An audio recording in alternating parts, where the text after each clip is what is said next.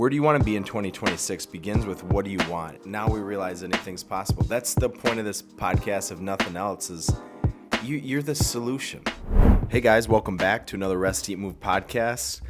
Welcome to December. And today we're going to kind of start our December thinking about 2026. You know, we could talk about a lot of action items that everyone can take and the changes and do this, do that. The truth is December is going to be a tough month for most people to take drastic changes. You got holiday parties, you're trying to wrap up the year. But December is a great month to reflect. And as we've kind of been talking about with stillness and some other different topics, December we can kind of look back and reflect on how did we get here and where do we want to go? And so that's what we're going to talk about today is where do I want to be in 2026 when it comes to our health. And we'll talk about different ideas of how to do that, habits, beliefs. We're kind of discussing curiosity. So today, Dad, this is a really, I think, important topic to you. A lot of your work has come out of this behavior change idea, but planning and visualizing and what's possible is where it all begins. When we sit down with most people or talk to groups, the hardest thing that happens, like we'll do a full day training, and at the end we do planning. It's like pulling teeth. So because we need to spend as much time, we always talk about this, you need as much time resting as you do moving or working out. In fact, we probably need to spend more time resting. Thinking about recovery. Everybody's talking about recovery. And it's no different than if you're trying to sharpen the saw, you have to give yourself time. That's what makes December an amazing month because we have lots of good stuff going on. Or could make it an amazing month. Could be an amazing month. Yeah. It's a very emotional month for many people. It's very exciting. Busy, lots of love, lots of gratitude, lots of food. We can fill it up. We can check the boxes. But it also can give you some time to, hey, everything's slowing down for just a minute, hopefully. But we always laugh because when we're trying to get a hold of somebody for something, it seems like December they actually respond. You know, things have slowed down. They don't have the meetings. Yeah, so from most workplaces, it starts to be a little bit of a downtime. So I think it's a great opportunity to step back and say, hey, what do I really want? Our greatest asset is our health. What behavior needs to change to get me where I want? And then really start thinking about that, but giving yourself enough time, and I think that's the big challenge for most people. I listened to something, and it says we have 100 problems, 1,000 problems, but if health is a problem, that's your main focus. And yet we don't pay attention to the health until it becomes the problem. And that, you know, that's kind of the thing is like, as we got started, the reason why we're going on this topic, we were talking about a couple things and how people are just okay being okay with their health until it becomes either some motivator, some driver, or some pain, right? The pain has to be more than the effort. During COVID, again, you kind of coined the phrase a little bit more about are we focused on thriving or just surviving?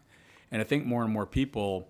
when playing offense or defense? Yeah, offense or defense. And I think the big thing, more and more people, if you can allow them, it's no different than your personal finance. If you're playing more offense here, away we go. I think that's the biggest challenge for many people is like, I never knew I could have less inflammation. I never knew I could get off. Or what does even inflammation feel like? What's it feel like? I don't even know. I had a gentleman not too long ago. We do consulting, and I probably talk to him 3 or 4 times a year. And we started doing a little bit more FaceTime, and I showed him some back exercises. And he said, I would have never, ever thought that I could have the skill set to help me relieve my back pain. I'm like, yeah, everybody's going to have a back issue here and there, but now you have the resources, these stretches, this, and this. And he goes, it's amazing. I sleep better, I move better, but I never knew that. I always thought I need to take some kind of muscle relaxer or go to the chiropractor here, and that can be it could be a possibility, but you also have to have the skill. So I think that's where this time of year is a great saying, hey, what do I really want? What do I need to do? What behavior need to change at the beginning of the year of where we're going? Because I think this is a great time to start planning. So I did the podcast on stillness and all this noise. And all this noise, the checklists and the things that we got to do, especially the holidays, I see people not able to even step back to dream of what's possible. It's very reactive. It's very get through the day, the minutia. And I talk about getting 37,000 feet and then everything seems possible. The noise is gone, right? Yet, with all the noise and all the resources, I think we have a greater possibility of accomplishing anything that we think is possible. So talk about the what is possible element when you're thinking of December going into 26. Like, what does that mean? You know, you ask people to plan their next steps, and it's like pulling teeth. Why don't we want to dream? Like, what's so scary about it? Because you're going to have to make a change. And so when people are, and you know this, when we're doing face-to-face consulting, it's much more challenging because we're talking to the person, looking them in the eye, versus when we have a large group, they're like, maybe I could do that. So making a change, I'm going to put the hand up. You don't understand, blah, blah, blah, blah, blah. But let's just, and if we can break that down, which we always talk about, if we could break it down into baby steps, it's not so threatening because nobody wants to fail. And so the thing I used to teach the trainers all the time when I was at the MAC, I said, you want to teach your clients how to be successful. You can take them and beat them up and don't give them any recovery, and you're going to make them not successful. But if I can make you successful by doing, and sometimes they'll say, is that all I need to do? I go, that's where we're some small we're wins. Just starting right now, small wins, you know. So I think that's the challenge for a lot of people is so it's that scary because you have to change. Gotta have to change. But if I can change a little bit at a time, and now I start building habits, it's not so scary. But that's where you need to pull back and say, would you be willing to do this? You know, we used to always say this, and we used to close this down to an event. You know, I used to say, you know, are you ready? And everybody would go, oh, yeah, I'm ready. And then I say, are you able? Do you have the skill set? Oh, yes, I'm able. And then the last one was, here comes the willing. And the enthusiasm was not as good because... Well, it's kind of like the day session, and then you get to the planning, and you're like, I don't want to plan it. Don't want to put it on a paper. And so when you talk it's not any different than your job and, no different. and your house and the to-do lists and the checklists. Yep. And like, so you just start putting it on paper and let's say, okay. And let's just say, for example, you get into, I'm a big fan of Brian Moran's 12-week year. And so I do a 12-week plan. And I do that with many people that are, let's talk about it. So in the first 2 weeks, this is what we're doing. That's all I have to do? Yep, that's all you got to do. And then week 3, we're going to introduce something else. I mean, the week 1 through 2 could be as simple as water with a lemon. Moving your body 10 minutes a day. Getting in your bed at 10:30. Getting in your bed at 10. I mean, it's really, you pick a rest movement, you pick an eat move, and then you do a movement. So that's where I start. So, but these limiting beliefs are, as a society, are we more limited? Even with all the capabilities, and you got AI bots and robots and things doing all these different things, and some people talking about living to 150 years, yet when you look at the masses, the middle, it just seems like there's so much more limited beliefs, like this scarcity mindset of, I got to work harder, I'm in a hurry, you don't understand, I got the kids, and then next thing you know, they sacrifice their health, and they're not even planning, they're not even dreaming, they don't think it's possible. That's why when I sit down with many personal trainers, I always begin with their, what do they want? Well, they're working really hard, but there's no plan financially. They want to buy a house, they want to have a family, or whatever it is, but we're going to go into that so they know where they're going. They know what they're training for. They know what they're working hard for. If people don't have that, you and I were talking about this before, if you have a group that moves this rock pile here and moves it over there and keeps going back and forth, you lose your hope. Like, there's no point. What's the point? So I think of people, the reason I think they have these beliefs is they have lost hope. They've been beat up so many times, they don't believe it. And so all my efforts, you tell me, a lot of people, if you talk about losing weight, many people believe they can't lose weight. So I got to do Ozempic or Wegovy. I can't. It's genetics. I can't. Can't do it. My family was like that, yeah. Yep, you don't understand it. Okay, yeah, I do understand it because I look at what you're doing. But if they truly believe, the ships have sailed, if they truly believe it would work, that's a whole different deal because it will work. But they have to understand, how do I do this slowly Because you can lose weight, but then can you sustain it? Well, you've never built these habits. So let's talk about stress real quick, about, cytokine storms, and we can go into the depths. But when you're stressed, what happens to your beliefs? When you're in survival mode, what happens to your... You're in fight or flight. You're trying to survive. And so what happens to your prefrontal cortex? You have no stillness. Stillness is gone. You have no way to plan because you're in a storm, right? You're not worried about, you're worried about surviving. You're not worried about creating, you're worried about surviving. Yeah. Again, when we talk about sex hormones and stress hormones or, steroidal hormones, whatever you want to call them, but you're not interested in having, sex if I'm running from the bear. Mm-hmm. Or I'm not going to worry about eating when I'm running from the bear, right? So I'm just in survival mode, and that's what happens. And that's what happens all day long. So there's no planning. There's no believing. But then what does this lead to? So we're habitual beings. So like we have all this noise, all this chaos. Then we create this limiting belief because we failed or it was too hard before. And then what does it actually do to our habits without us knowing? Well, you start, again, everybody has habits. Everybody's got habits. I always tell people, well, tell me your habits. You do the same thing. Everybody's got habits. We just need to reverse engineer them. So it's not getting rid of. We're just like, hey, if you're drinking diet soda, I'm going to have you drink diet soda, but it's not going to be diet soda anymore. It might be mineral water with a splash of dark cherry juice. Still the same habit of drinking that. Is it as quite as sweet as the diet soda? No. But now we've developed a new habit. I haven't taken it away. But if we're in a state of fight or flight with all this noise, never taking the time to reflect and take some stillness, most likely those habits are going to be not something setting you up for where you want to go. Well, that's I might have a really good intention to eat good at the beginning of the year. I do it for 3 days, and all of a sudden, and I had to laugh. Like I was talking to my buddy Scott Hansen, and Scott and I play a lot of golf together. He lives in Traverse City. Him and his wife Lisa. And I just love this guy. And one day we were talking about it. He had type 2 diabetes. And, he says, I never, ever give up my superfood routine. I might go off the rails here and there. That's where you want to go. Because as things get messy and busy and whatever, the good intentions go off the rails if they have not turned into a habit yet. Because the prefrontal cortex can only do one thing at a time. And once everything gets going, that's the last thing that's going to happen. So that's why building a habit is so essential, because even in the times of the storm, you're going to keep repeating them.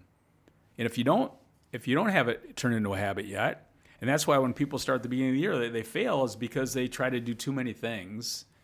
So it's December, and so as you reflect, what does that look like? What is the reflection? If you're saying, okay, there's something in 26 I want for my health: lose weight, sleep better. Maybe get off some of my medications, maybe less pain, inflammation. Okay, so I'm going to think through what does reflection look like to you, and then what does planning look like? So first step is you got to go back in time to see where you want to go in the future. So if I'm going the wrong direction, I need to be able to recognize that. That's self-awareness. So that's the first thing. Let's go back in time and let's talk. Realizing, okay, I've had 3 or 4 cocktails every week for the last 52 weeks. I drink too much. Yeah. Drink too much alcohol. Or I'm, doing... I didn't realize I'm eating so terribly. I didn't understand that. I overestimated the amount of time I moved my body. Or I went and saw Doc Peters about my eyes. I'm saying I'm sleeping 8 hours, yet I'm going to bed at midnight and I'm waking up at 6. Yeah, you always talk about that. When you go to bed. The math, it doesn't work. Doesn't do that. So now now we've kind of reflected, and you have to be honest. Self-awareness. You gotta. Well, that's why I did stillness. So if you cannot go inward unless you have stillness, and stillness is super scary. Like you've been running and being chased down by the saber-toothed tiger for, let's just say, for the last 50 weeks, and now you're saying, well, I got to go inward. Well, there's going to be some uncomfortableness because you've neglected it. Well, and again, I had this call with this really great guy that I talk with, and he just said, should I buy a farm? Should I move to a farm? Loves his job, has a great family, all that stuff. He's turning 50. And I said, I think he doesn't have enough stillness. And so that's why he thought about the farm. And he's heard us talk on the podcast, got this place up in northern Michigan in the lake, those.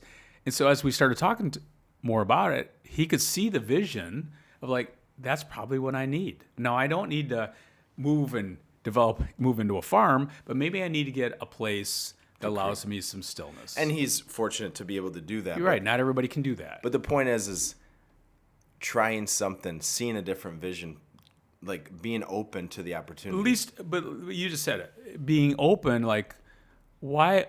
What is it that I need in my world? Yeah, you hear a lot of people that say, "I'm just anxious." But yet you're not doing anything to solve it. You've already categorized yourself. You've nailed the box shut of your beliefs, and that's why it's important to say, "But what do you want?" And you and Kristen are in a different season. You're a very busy life right now with your kids and careers and everything else. Everybody's a different season, but I truly believe it doesn't matter who you are. You can really step back for a second. And the thing that I think most people are missing is stillness. It's not omega-3 fats. It's not moving their body or strength training. They don't have a stillness. And if they don't have the stillness, then it's really difficult to understand the stress beast. Yeah, I mean, if you're listening and you got kids or yourself, we do know that you can talk about stats and research. Sometimes I think these things are just so overblown. But common sense, if you take all social media and you eliminate it, anxiety goes down. I mean, but why? Because it creates more stillness. And some people think about that as boredom, right? Or a void. But that's what we're talking about right now in December. Is we're trying to create a void. A void is a period of like nothing, so that we can plan and prepare for the future. Well, again, I'm talking to this guy, and he's doing all the stuff, doing the massages and doing the Epsom salt baths. I'm doing all this. I said, well, do you not look at your phone a couple hours a day? Crickets. Yeah, but we all have our strengths. I get it. Yeah. But you mean, I go, yeah, imagine taking an hour of the day, you don't look at your phone. And it might be something where it's after work or whatever, you feel, that you can't do that. But you can. Yeah, do you have a boundary? Do you have Yeah. And so we always talk about closing the door to the end of the day. But those are the things that you have to step back and say, okay, let's reflect back. Do I ever do that? No. Do I have my phone right next to me at night? Yes. 95% of people don't. So let's just talk about some of these easy things to create a little more stillness in the vision of what you want. And that's why we get so, as we think about what do we want to cover, we can talk about carbs and proteins and fats all day, every day. But then we see people with this pain, the amount of stress. And what does stress do to the way that you habitually eat? Like, I can give you the blueprint, but if we don't address the root cause, and that's why Rest, Eat, Move is the methodology, is because it's trying to go after the core of really how do you make the changes? Well, you have to go after the source of the problem. Your guy you're talking to, it's not about eating more omega-3s. No, the guy's a machine. It's not about going to the gym, hiring a trainer for the next trainer. It's not for you. If for you in your golf game, it's really not in hiring another golf instructor. No. It's about you have to go and do the work. I got to do the work. I got to go out there. And some people don't. For some reason, we know like nutrition. We think of it scientifically, and then we think about recovery and the brain and stillness, and we kind of, whether we think it's foo-foo or not something we can track. It is as important, more important. It is the thing that's causing so much pain. Well, I was telling you this. They were talking about a car and beliefs and whatever, but really the drives the car is emotions, and that's what we have to understand. And if we have no stillness, we have no control over emotions. And so, and we don't dampen them. We add gas to the fire. Yeah, I'm going to do this because of this. I have anxiety. I take this. I do this, and the list goes on. But reality is, if you sit down with somebody, I'm anxious, so I avoid. Yeah, and it just makes it worse. So again, that's the first step, is really to look at what people want, and then reflect what they've been doing, and then how do we build this plan and make it so easy for people, because it has to be easy, And that's the thing I learned many, many years ago. The faster you go, it's not going to work. You don't become a millionaire by going fast. You become a millionaire by going slow. And I think that's no different than what we teach. It's like, okay, how do we build these habits and then create a lifestyle that you can enjoy? But it really begins with that reflection first, then what do you want? And then from there, we start building some habits. All right. So what do you want to, and this is, we talked about this a couple weeks back, but where do you want to be in 2026 begins with what do you want? And it requires you to dream, because sometimes if you just react, ask someone, what do you want? They haven't had any time to think about it. No, that's why when we do the end of it, and I tell them this at the beginning, by the end of today or end of tomorrow, whatever the length we have, we're going to do this. I don't plant the seed right now. It gives you some time to think, and we don't have to fix it all today or tomorrow, but I want you to start thinking about, what do I really want? And then people say, well, I want to lose weight, or I want to do, what? It's not going to work. Let's walk you through that. Why do you want to lose weight? Let's go deep and dive into this thing. How much do you want to lose? Why do you want to lose it? And what we find is when people reflect and then they dream of what's possible, it allows them to open up what they really want. Because if I'm doing a 1-day retreat, I would do this a little differently than we've done in the past. I would give them a full 2 hours of just complete stillness reflection. You want them to get over that. It's like a little. You have to climb the hill a little bit, then to see on the other side. Yep, and then have enough time and space. It should be uncomfortable to really. It will be uncomfortable. It should be though. It allow is. it. But we are so, and again, this is a good point for. They don't want to do this. They don't want to do Nobody that exercise. Does. We all have so many different ways to avoid discomfort. Mm-hmm. And so if you sat down, what do you really truly want? I want to have vibrant health. Okay, I think that's a good point. Is 2 hours, and you might think I don't have 2 hours. That's the problem. But if you have a captive audience and you say, okay, we're going to go for 35, 40 minutes. I'm going to give you a couple things to think about, and you're just going to journal.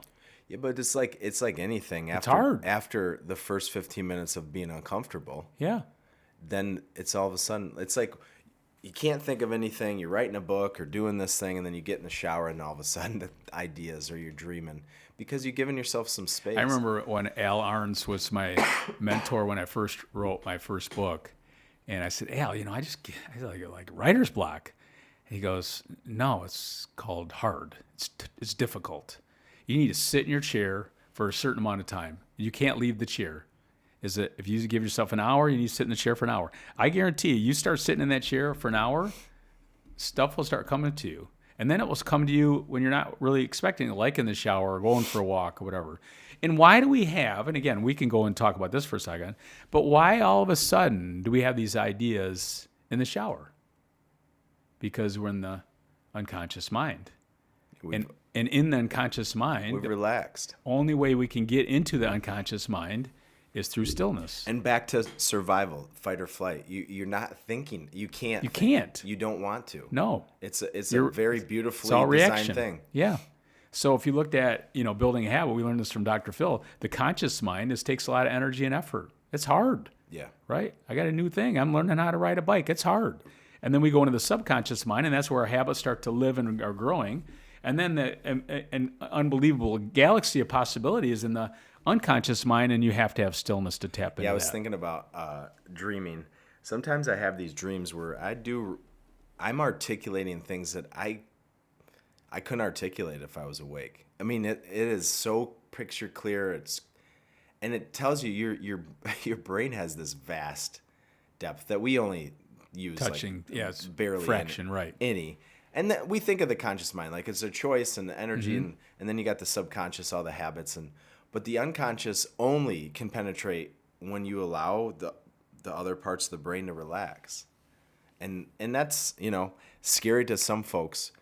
But I think one of the lessons that I always fall back on, and as we talk about AI and all this technology, I like technology. I think it can be a great thing, but we're the source and solution for all our problems.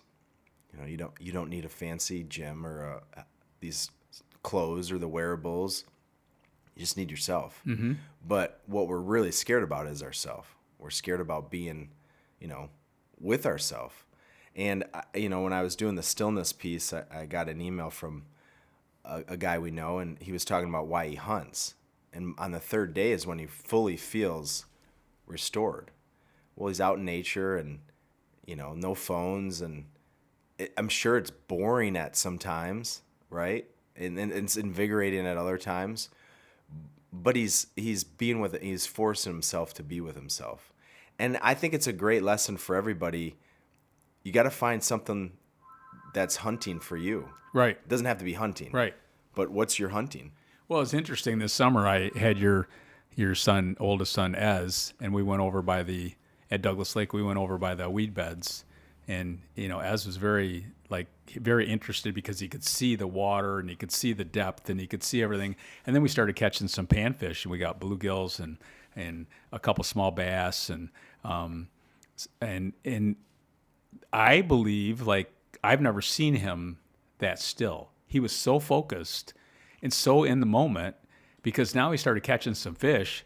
There was no talking between him and I. He was at one end of the boat. I was in the other end of the boat. We were catching him back and forth. And He's playing. He was playing. Yeah. And it was completely in the moment, he wasn't bored or whatever it was, but maybe he was bored in the sense where his brain was completely, but it really hit me that's what fishing's all about, or hunting or whatever. It's just allowing your body the time to just completely chill out. I mean, we were talking about this winter. I don't understand how people can ice fish, but now I kind of understand why they ice fish. What are you doing when you are? You got to find something. Something like that. Right. So when you're thinking about, okay, reflection, what do you want? Now, okay, let's create the plan. Let's create this plan for 2026 because now we realize anything's possible. That's the point of this podcast, if nothing else, is, your fibromyalgia, your inflammation, your weak immune system, your lack of sleep, your too much stress. You're the solution. And that's where I would give yourself a little bit of time this month and say, hey, I need to give myself a long walk in the woods or whatever, where I can kind of dream and start planting the seed. Because if you plant it one day, it will come back to you again and again and again if you're paying attention to it. And you started the podcast today, and you might have a couple of things to wrap up, but I think this is a good point to kind of round the corner is if you take the rock pile from this pile to that pile to this pile to that pile, what's the point? And I see a lot of people just taking the rock pile from this pile to this pile when it comes to their health. I'll go get the physical, and I'll go talk to my doctor, and the blood work looks okay, and I put on a couple pounds, but I feel okay. That is to me. And I always tell people too, it's not as hard as people make it out to be. I don't need to have a 8-pack or 6-pack or whatever. Right. I can get you very vibrant, move better, more mobility, better balance. Vibrant's a good word. Yeah, more vibrancy, the energy, the list goes on.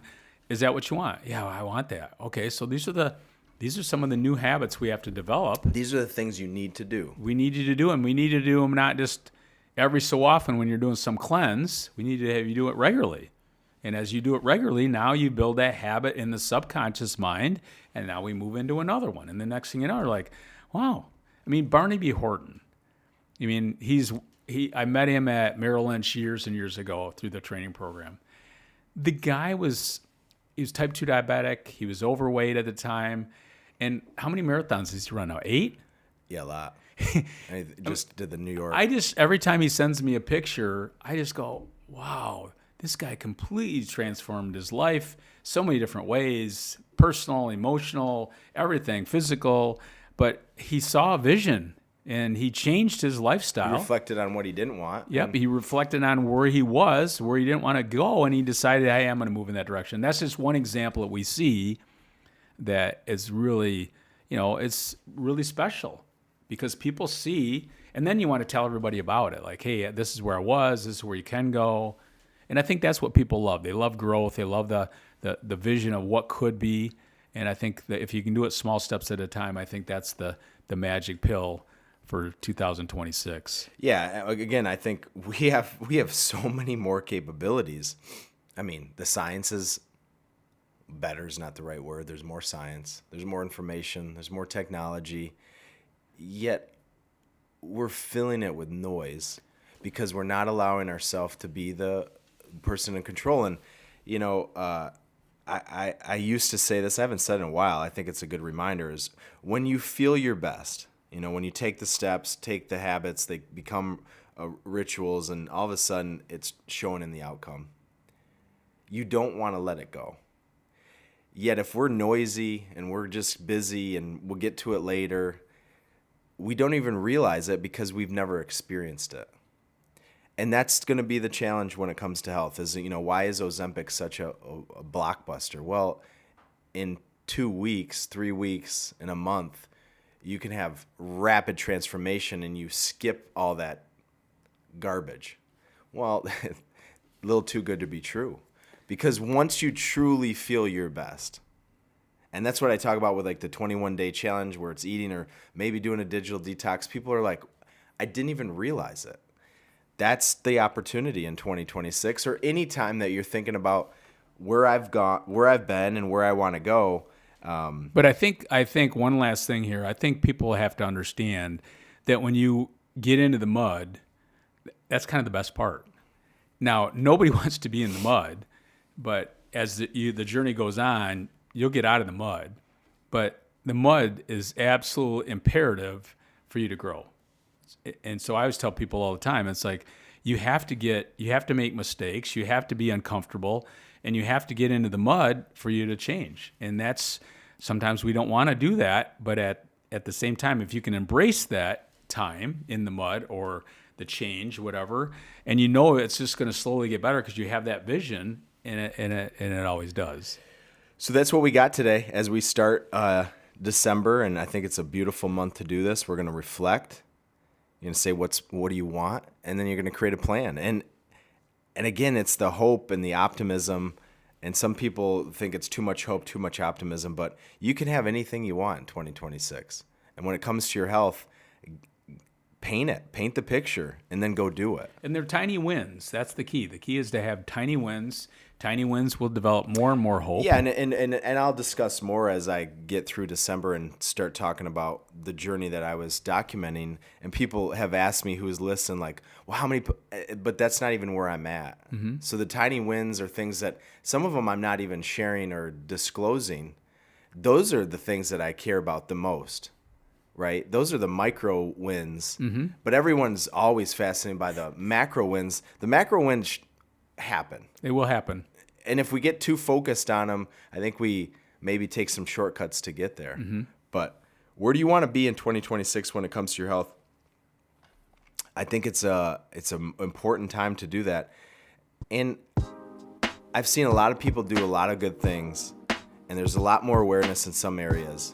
But I'll just say this as we wrap this up. There's still a huge gap when it comes to rest. And whether people just think like it's not for them, it's not needed, I don't know. You could write a whole book. That is what's missing in our society. Stress, anxiety, when you're in that state of survival, your nervous system is out of balance. The rest of the body is going to go one way or the other. So it's a big opportunity. It's a neglected opportunity, but I think December is an area where we can create our space and you start to see things that maybe you had blind spots to. All right, we'll see you again next time.